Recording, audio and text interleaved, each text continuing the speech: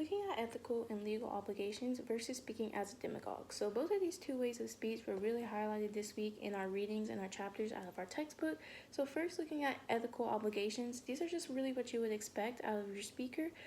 First and foremost, you want them to be telling the truth. You want everything they say, any facts or data they may present, to be truthful. You also want them to be holding themselves up to the truth. For example, if they make a promise, you want it to be something that they're actually going to keep and fulfill. Secondly is responsibility. You want your speaker to be taking full responsibility for everything they say. You don't want them to come back down and say they didn't say something. Everything they say, you want them to stand true to it. Nextly, and the one that presents the most issues and has a lot of information backing this in the textbook, is credit. Unfortunately, nowadays it's very common to see a speaker take somebody else's words and say it as their own, not giving the credit for it. This is often seen in plagiarism, which has become a big issue nowadays. Plagiarism can often be confused with paraphrasing, and there's not necessarily an issue with paraphrasing. It can become dangerous, but if you're making it into your own words, it's okay.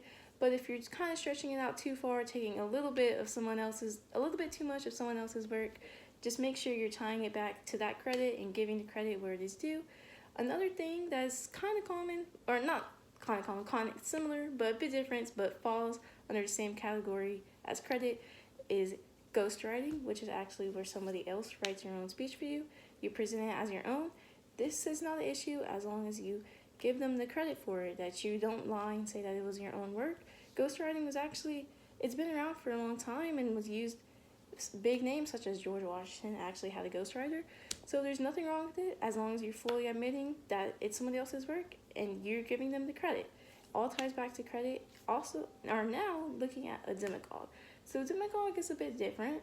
Instead of, following these ethical obligations, rather they appeal to feelings instead of facts and data. And feelings, not necessarily happiness and happy feelings, they rather appear to dark feelings such as anger, fear. So I think this can be a more dangerous tactic. I think something you have to be very careful with. It can be successful. It was often used such as a time during the Great Depression. You wanted to appeal to your audience with these dark emotions to help try to get them out of the darkness that they were in. So it can be okay. It just can be a bit dangerous because you're not necessarily providing facts, rather you're appealing to feelings.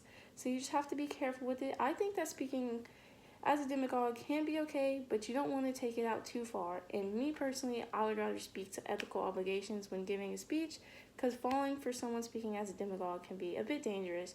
As when something's appealing to your emotions, you might not necessarily be making the best decision, as your emotions can often lead you to make a decision, but it may not be the right decision.